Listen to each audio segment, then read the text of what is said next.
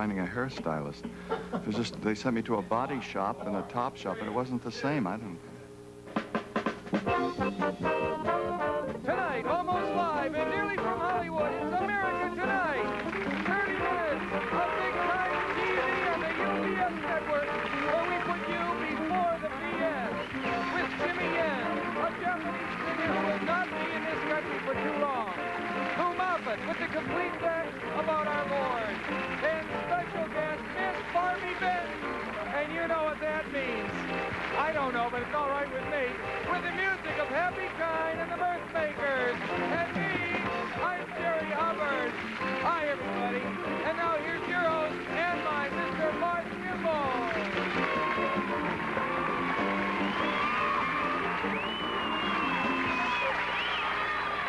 Thank you, Happy. Thank you, Jerry. Good evening. And welcome again to America Tonight. I'm Barth Gimble. Now you know me. You know, I don't talk about the news much on this show. I figure most of you hear enough of that before we come on or after we go off Central Time. Also, I don't know if other mobile home owners have this problem, but the old geezer that drives through the trailer park where I live at 4 o'clock in the morning delivering the paper has the unfortunate habit of tossing it so that it rolls under the home. And then I have to go out and use a yardstick or a vacuum cleaner hose or something to push it out from under there. And then I have to put the paper next to the heater for a couple of hours to dry it out. And it just doesn't seem worth all that effort just to be topical. But today, just by chance, the paper landed right in front of my door and I got to read it. And I read something that made me wish that that geezer had aimed for the septic tank instead. It seems that some government officials here in California have been retiring from office and then getting full disability pensions on the grounds that they were disabled by the stress and strain of their important jobs. Now, it was either Harry Truman or Julia Childs, I think, who said, if you can't stand the heat, get out of the kitchen. Now, whoever it was still true. It seems to me if you ask people to elect you to an important job like tax assessor, county supervisor, water commissioner, whatever, then you raise their taxes every year to pay your salary. It's just a little ungrateful to hit on them one more time for a full salary pension to compensate for all the headaches you got on those junkets to Acapulco. Heck, I'd be more than willing to serve as an elected official just for the bribes, and I'm sure there are plenty of people out there that feel the same way. If I wanted to leave office after a few years and still make a bundle, I'd do just what the people who retire from the Pentagon do. I'd get a job as a lobbyist. That way, you still get to go to lunch with the same people you've been working with all along, and private enterprise picks up the tab. Now, don't get me wrong, I'm not running for anything. Not yet. But I do think if people are going to get disability pensions just for having jobs with a lot of stress, then talk show hosts, you should definitely be included on that list. Just let me give you a good example of the kind of stressful situation that occurs in this job. It's probably the best example I can think of. My co-host and announcer, Mr. Jerry Hubbard. Here he is.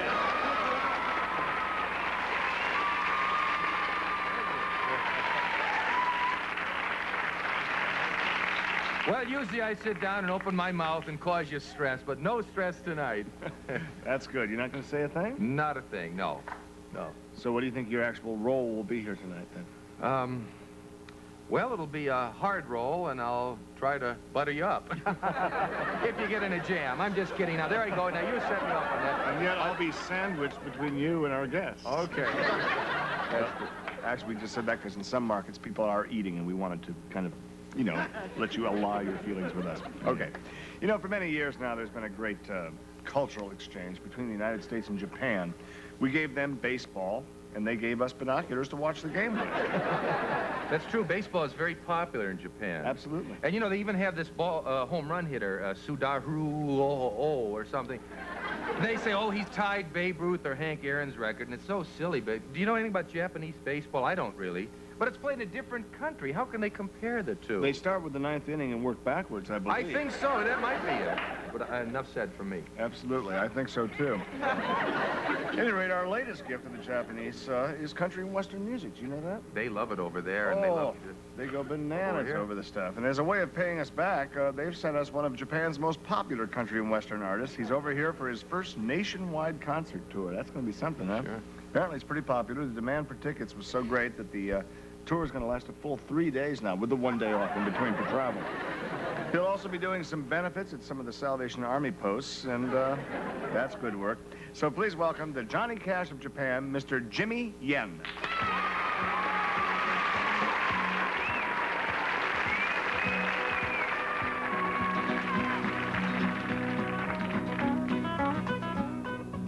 my daddy left home when I was 3, and he didn't leave much for me. Just this old guitar and an empty bottle of booze. I don't blame him for the hearing and hate, but the main thing that he ever did was before he left, he went and named me Sue. I knew the snake was my own sweet dad from a worn-out picture that my mother had, and I knew the scar on his cheek and his evil eyes. He was big and thin and gray and old. I looked at him and felt and cold, and I said, "My name is Sue. How do you do? Now you are gonna die." Yeah, that's what I told him. Yeah, he said, "Now we just fought one hell of a fight, and I know you hate me. You've got right to kill me now, and I wouldn't blame you if you do. But you ought to thank me before I die for the grabbing got spit in your eye. Cause I am the onnana musuko that named you Sue. Yeah, what could I do? What could I do? I got all choked up and I took my gun. I called him pa and he called me son. And I come away with a different point of view. I think about him now and then, every time I try and every time I win.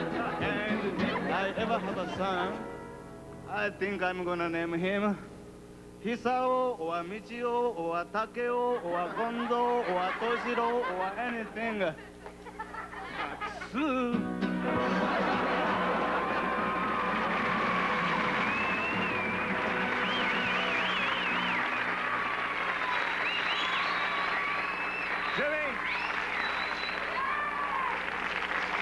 Jimmy, come on over here and sit down. No, we don't have time for another one. Oh, okay. Just have a seat. Howdy, partner, or partner son, or whatever it is. Hearing a song like that really chokes me up, makes me want to sing "Get a Wrong Riddle Doggy." But seriously, no, it's so easy to make cheap jokes like that. But hearing, incidentally, I love country music, and hearing our favorite country songs sung in an Oriental style really we look at them with a new slant. And I just wondered if how did you first get started in country music? Well, my mommy brought me a guitar when I was 5. She got it from American GI soldiers in appreciation. Oh, I understand, I think. Well, I guess it paid off. I understand you've had your share of hits there in Japan. Oh, yes. I sang Oki from Old Toki. And the biggest one is Yoko Yakamoto jumped off the Nagasaki Bridge. Jimmy, this has been just fascinating, informative, and I think a lot of people are going to write in and say ludicrous, and bless your hearts. Or in your case, it would be ludicrous, or ludicrous. As for your singing career in this country, I believe the Japanese word for that would be sayonara. Like they say, sayonara may be goodbye in Japanese, but cyanide is goodbye in any language. See, we're going to do a commercial. We'll be right back. We're not leaving. We're going to talk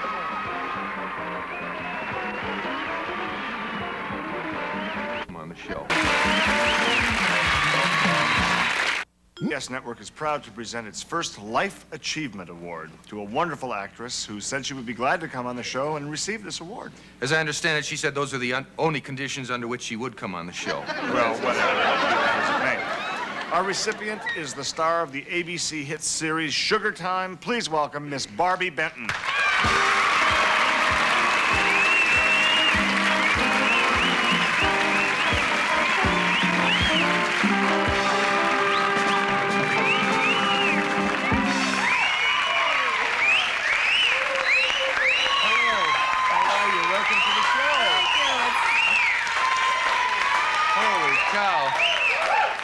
A lot of Bentons here.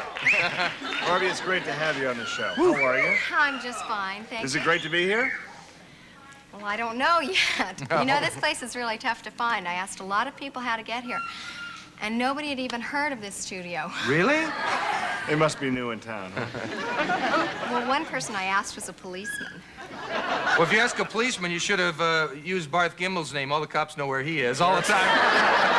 It's a private joke. Jerry. He was in jail in Miami for something. Jerry.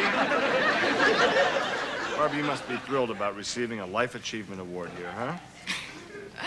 Well, I think it's very sweet of you, especially because I haven't done too much. But, you know, these kinds of awards are usually reserved for people who've been around a little longer, like Henry Fonda or Betty Davis. That's true, but you'd be surprised how stuck up some of those people are. It's too stuck up to even return our phone calls. I think what Jerry's trying to say here, Barbi, is that we really wanted you to be the first to receive this wonderful award, and because we think you have a great future. And not a bad behind, too.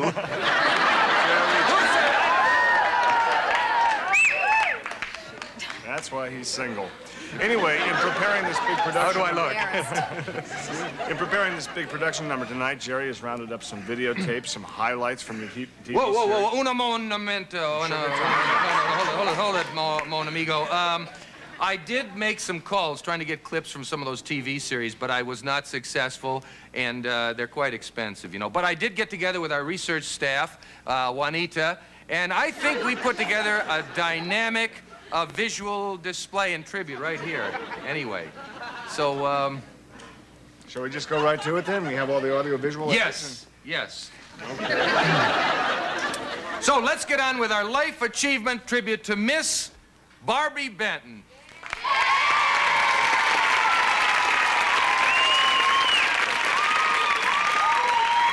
Wait, it's just starting. Okay, to begin with, Barbi, though your name is Benton, you are, of course, no relation to the family that owns Benton and Hedges cigarettes. I smoke them whenever I'm out of bandages, so, okay. Sorry, go ahead. They're called Benson and Hedges. Oh, okay, which proves my point even further that Barbi is no relation. Anyway, Barbi, you sang a lot of country favorites, am I right? Yes, I did. Okay, name them. Well, let's see, I've sung Stand By Your Man. No, name another one. A Funny Face. No, name another one. I Never Promised You a Rose Garden. No, okay, this isn't getting us anywhere. The right answer I was going for was I'm so lonesome I could cry. I never sang that. Well, that's all right, because Jimmy Rogers did, the late, great Jimmy Rogers did. And speaking of people not being related, he is, of course, not to be confused with the late, great Rogers and Hammerstein, who wrote Camelot, which starred Richard Burton. I don't see what all of this has to do with my life. Just hang in award. with me, Barbi. You're going to be touched. Jerry, sure. I think you're already a little touched, and Barbi, I got a heck of an idea. Why don't we go over here and get a good seat and watch this, okay? We can just talk. As I pointed out, Richard Burton was married to Elizabeth Taylor. And her great picture, of course, was Cleopatra, who, of course, was intimate with Mark Antony, who in another movie was played by Marlon Brando. What do you think, Barbi? Oh, you're not here. Well, it doesn't matter anyway because I'm really rolling. This all ties in, believe me. Marlon Brando was great in Tea House of the August Moon, which had a lot of Japanese in it, as did another great movie called Bridge Over the River Kwai. As did our country and western singer, has a lot of Japanese in him, which also featured a great performance by Mr. Alec Guinness, who was featured more recently, if I'm not mistaken, in Star Wars. Now, Star Wars, as everybody knows, is nothing more than an update Buck Rogers. But there's another great Rogers, and that's Roy. And there's another great Roy, and that's Clark. And there's another great Buck, and that's Owens. And that's Hee-Haw, and that's what started it all. And that is your life so far, Barbi Benton. Where is she?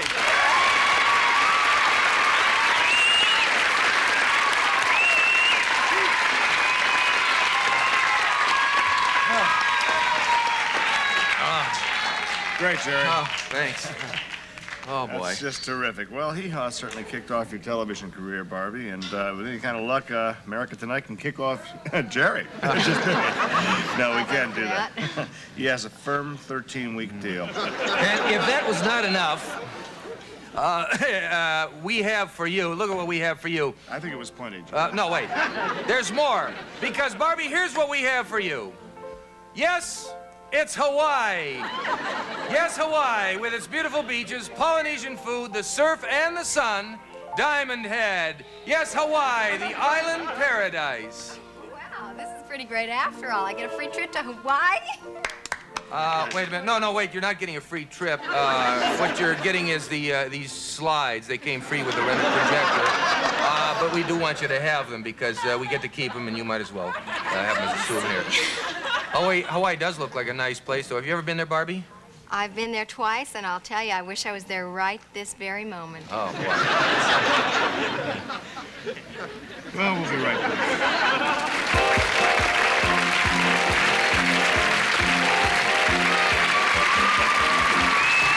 My special guest, Miss Barbi Benton, and we also have another guest here. It's always a pleasure, actually, to welcome a new sponsor to our show because it means we're just that much closer to reupholstering this couch.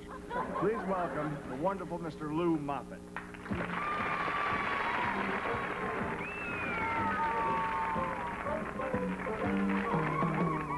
Thank you, Barth. You know, friends, as a consumer advocate, I seldom get involved doing commercials, but I would like to talk to you mothers and fathers at home, especially you moms and dads with kids, because I know you're worried, you're concerned. Yes, you're anxious about your kids growing up without the old traditional sense of values, you know. Back in that time, perhaps, when you and I grew up, when a goodnight kiss meant the end of the evening instead of the beginning, the way it is today, I know it's a shocker.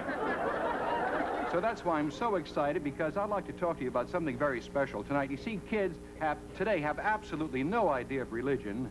They don't even know where heaven is. In fact, they have absolutely no concept of infinity.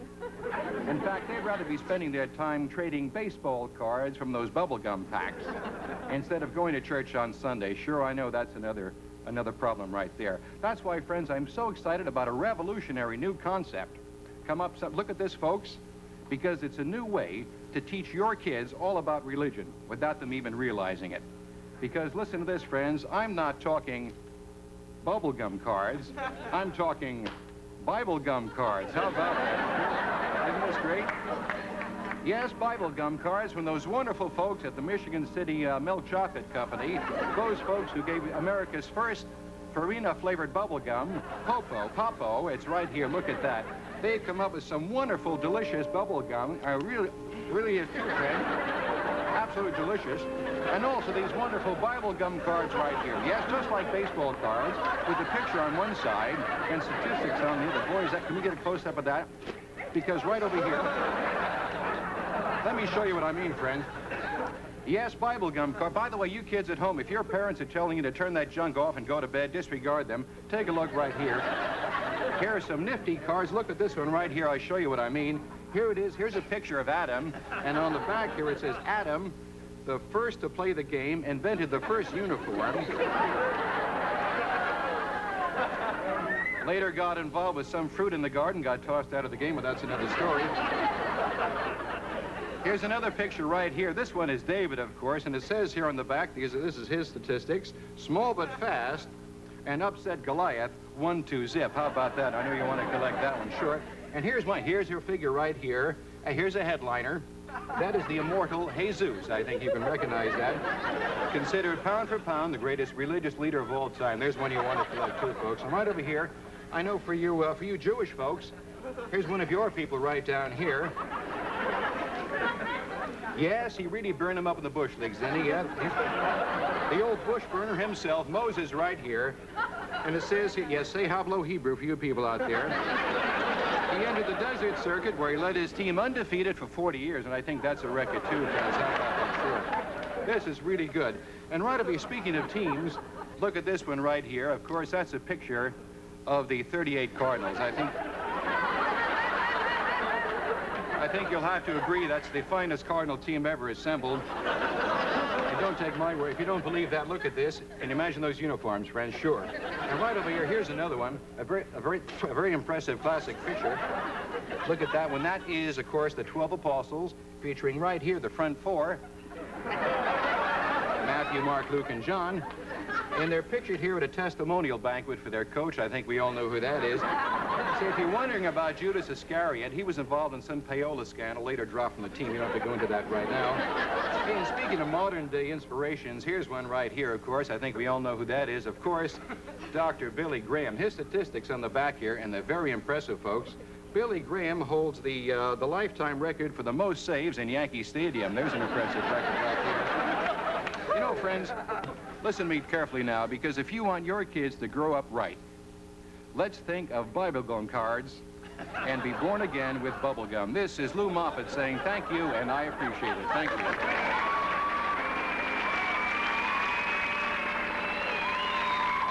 gum cards a division of Gimble Co. Enterprises West. Thank you very much, Lou. We'll be right back after these words. Don't go away.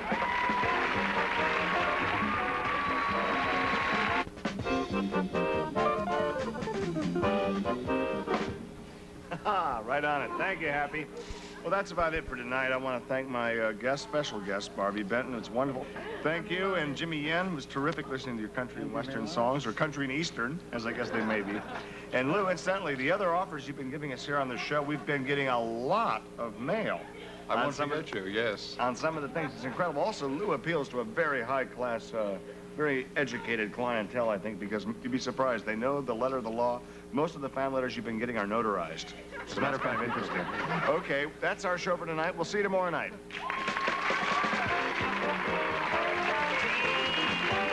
Tonight, some members of our studio audience will receive the following. Classic Curves from Dittos, the Feel to Fit Company. Pants to make every woman feel beautiful.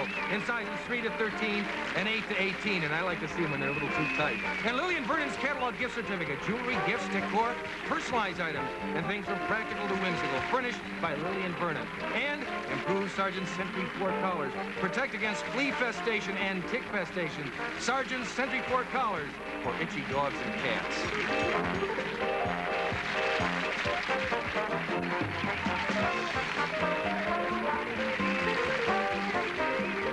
Also appearing on tonight's show is Sao Shinagawa as Jimmy Yen, Lou Felder as Lou Moffat, and a special guest appearance by Barbi Benton.